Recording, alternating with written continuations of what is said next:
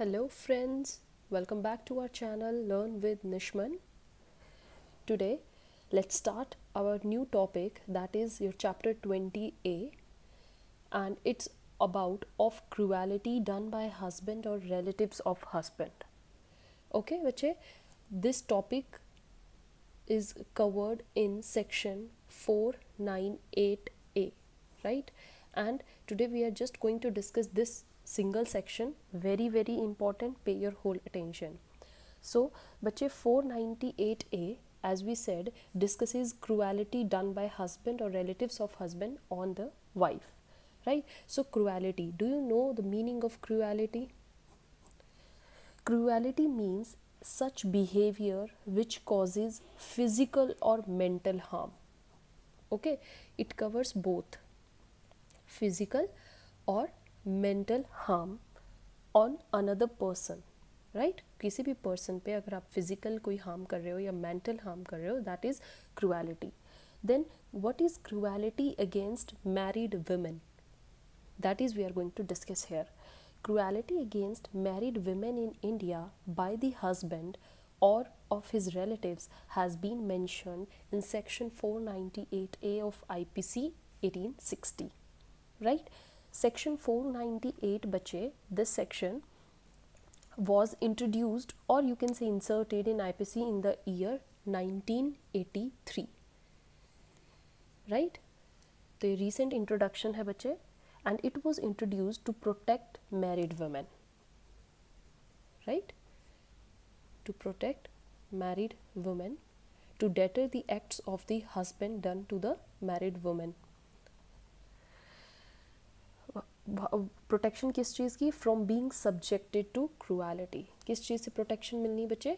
Cruelty से, right? Done by the husband और the relatives of the husband. And इसमें बच्चे हमारी पनिशमेंट कितनी गिवन है? Punishment is up to 3 years plus fine, right? For this section, इस section में बच्चे क्रूएलिटी के जो मीनिंग है वो बहुत ही वास्टली डिफाइंड है. So you should get in your mind clearly what are the acts that amount to cruelty.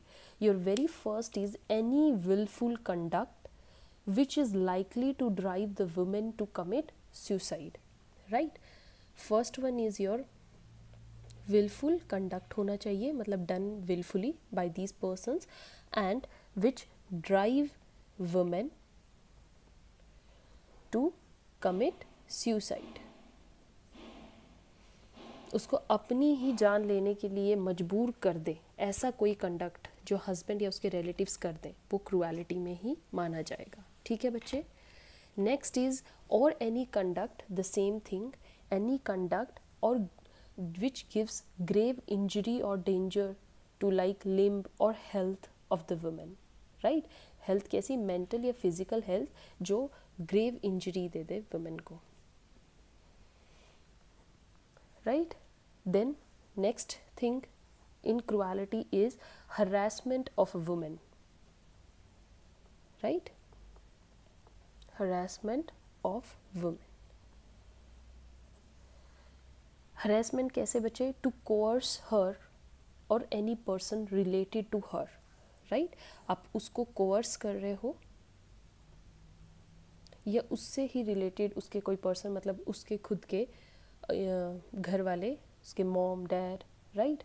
Then और to fulfil any unlawful demand for any property और वैल्यूएबल सिक्योरिटी. आप उसको इसलिए हरास कर रहे हो कि वो कोई आपकी कोई ऐसी फुलफिलमेंट कर दे, ऐसी डिमांड की जो अनलॉफुल है.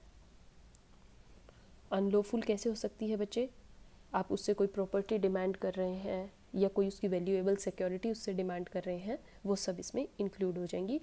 इन चीज़ों के लिए जो भी एक्ट किया जाएगा वो क्रूएलिटी माना जाएगा, राइट? अब next comes what are the essentials of cruelty. Cruelty के मेन एसेंशियल्स क्या हैं? फर्स्ट भी वुमेन क्या होनी चाहिए? मैरिड. तभी ये एक्ट अप्लाई होंगे, तभी वो उसके हस्बैंड के एक्ट को क्रूएलिटी माना जाएगा.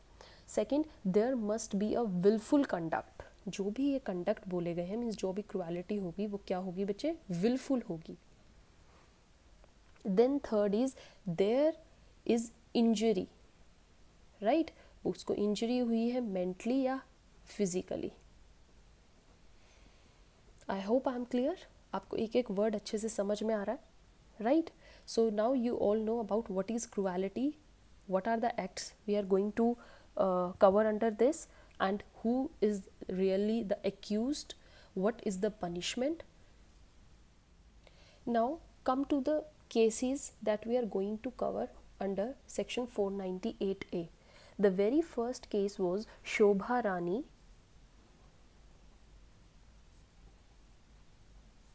versus Madhukar Reddy. ठीक है बच्चे, ये केस था हमारा 1988 का, शोभा रानी वर्सेस मधुकर रेड्डी। इस केस को अच्छे से सुनिएगा।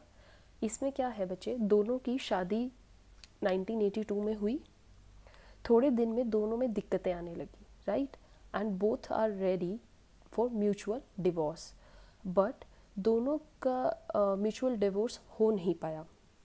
वाइफ ने कुछ दिन बाद फिर से डिवोर्स का ग्राउंड रखा, दैट वाज क्रूएलिटी, और क्रूएलिटी में एक्सप्लेनेशन क्या दी जो हमने अभी की है, harassment, right. In this case it was held that, उसके बाद क्या हेल्ड किया गया, क्या कहा गया, एविडेंस एज टू हरासमेंट, जब भी आप हरासमेंट का ग्राउंड लेकर आएंगे क्रूएलिटी के लिए, what is essential is evidence, उसके लिए एविडेंस होना बहुत ज़रूरी है, कोर्ट ने ये बोला, right. Evidence as to harassment to wife to meet any unlawful demand for money, मतलब उसको इसलिए हरास किया गया क्योंकि मनी की डिमांड की गई थी, इसके लिए एविडेंस होना बहुत ज़रूरी है। It is very necessary to constitute cruelty in criminal law. So this is the requirement of the offense of cruelty defined in section 498A, right? So evidence court ने कहा without evidence you cannot charge any person, you cannot defame any person by charging or by making him liable under section 498A. Okay, next the second case was Jagdish Chandra